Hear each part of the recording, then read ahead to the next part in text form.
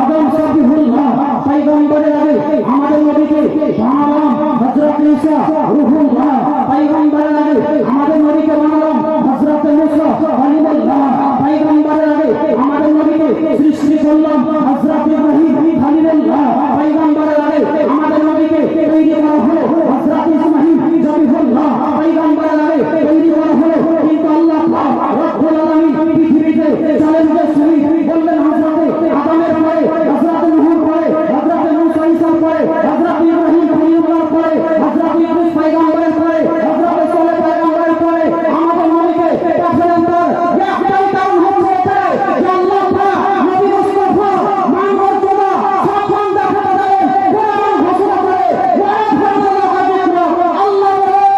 হে নবী আপনি সমস্ত নবীর ইমামুল আম্বিয়া করে আপনাকে পাঠালাম। এই নবীর মান সম্মান কেউ যদি হাজারো চেষ্টা করে কোন ওয়াহাবিয়া বাতিল ফিরকা তবুও পারবে না। যেই নবীর ব্যাপারে বলছে নবী নূরে মাটির সঙ্গে মিশে গেছে, হাদিস নোট করেন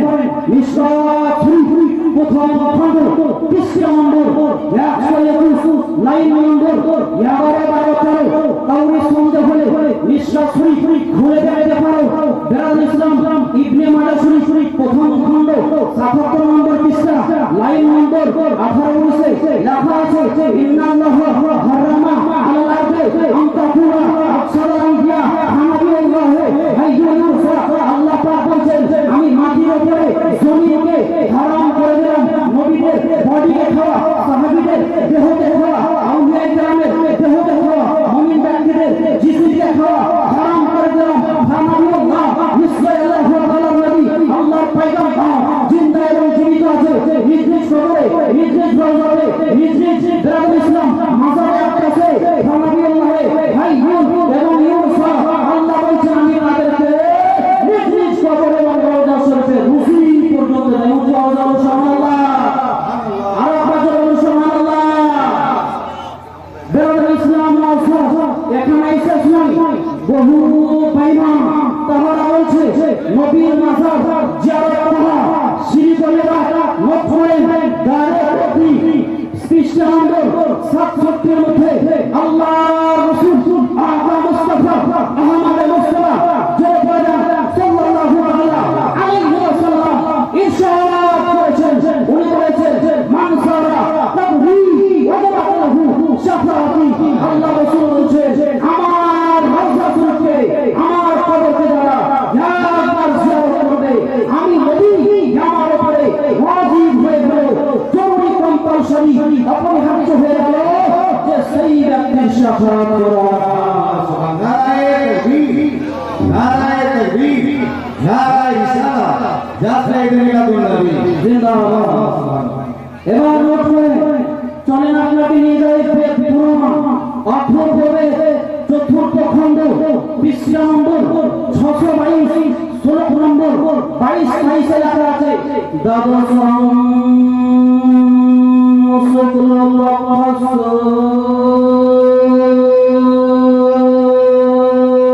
মাধবের বসই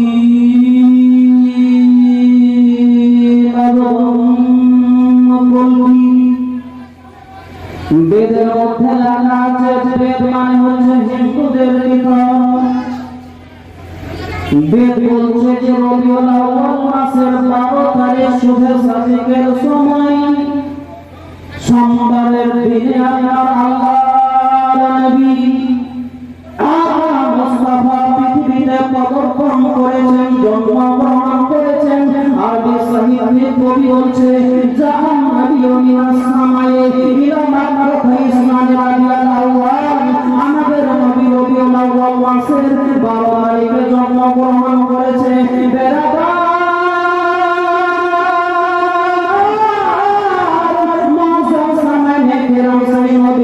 আপনার কত মান মর্যাদা ফাজিলাত আল্লাহ দিয়েছেন। মত করুন হযরত মুসা কালিমুল্লাহ পয়গম্বর আলাইহিস সালাতু ওয়াস সালাম এই হযরত মুসা নবী ওয়ার কওমের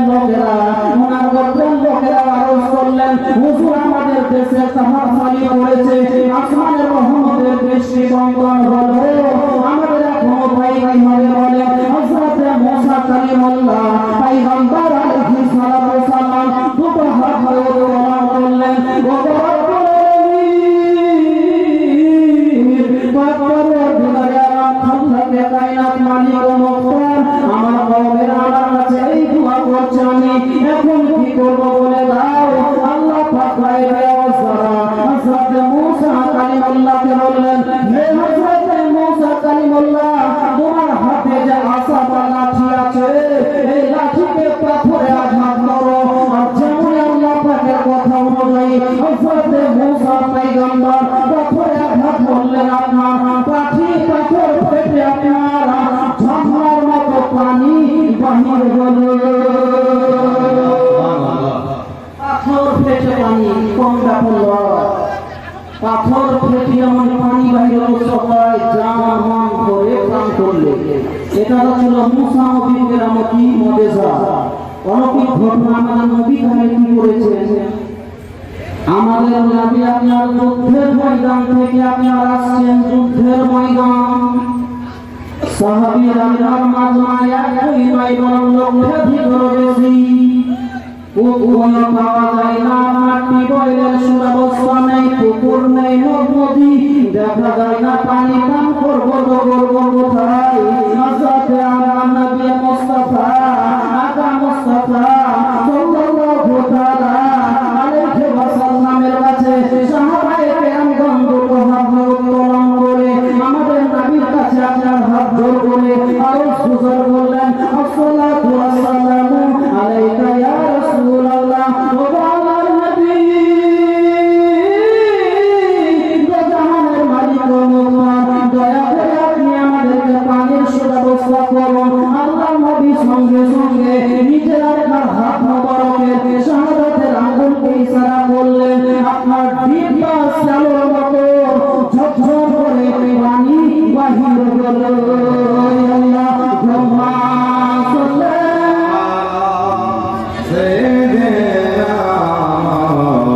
সাল্লাল্লাহু তাআলা আলাইহি ওয়াসাল্লাম আর একটু চলুন বেরাদার পুরাণ তাহাকে বলা হয় পুরাণ মানে হিন্দুরা যেমন পড়ে তাহাকে পুরাণ মুসলমানরা যাহারাই পড়েন তাদেরকে বলা হয় পুরাণ নবীর উপরে অবতীর্ণ নাযিলের রাজা আপনার 28 নম্বর শ্লোক 28 নম্বর শ্লোকে লেখা আছে লা ইলাহা হাল্লি পাপম ইল ইলাহা পরম পদম যত বৈকুণ্ঠ পরম ইতি জটিনা মুহাম্মাদাম জল্লাল্লাহু নিঃশ্বাস চলতে লেখা আছে 7 নম্বর পৃষ্ঠাতে মান ক্বালা লা ইলাহা ইল্লাল্লাহ ফাতাকাল জান্নাহ এটাই বলতে এখানে চাইছেন লা ইলাহা ইল্লাল্লাহ বললে গুনাহ মাফ করবে রাশি মাফ হয় মর্যাদা আপনার বৃদ্ধি হয় এবং তোমরা যদি স্বর্গে বা জান্নাতে যেতে চাও তাহলে মুহাম্মাদুর রাসূলুল্লাহ নাম জপো মুহাম্মদ বলে রাসূলুল্লাহ শায়ের বলছেন ও মুহাম্মাদের দয়াল নবী ও মুহাম্মাদের দয়াল নবী তুমি মোদের সাহারা তোমায় ছাড়া রহিতে পারি না তোমায় ছাড়া বাঁচতে পারি না ইয়া রাসূলুল্লাহ ইয়া হাবিবাল্লাহ जो मोहम्मद दयाल नबी जो मोहम्मद दयाल रसूल तुम्हारे सहारा तुम्हारे छड़ा रहिते पारी ना तुम्हारे छड़ा बाँचते पारी ना या रसूलुल्लाह या हाबिबाल्लाह শেষ ঘটনা হযরত মুসা নবী আলাইহিস সালাতু ওয়াসসালাম ফিরাউনের অত্যাচারে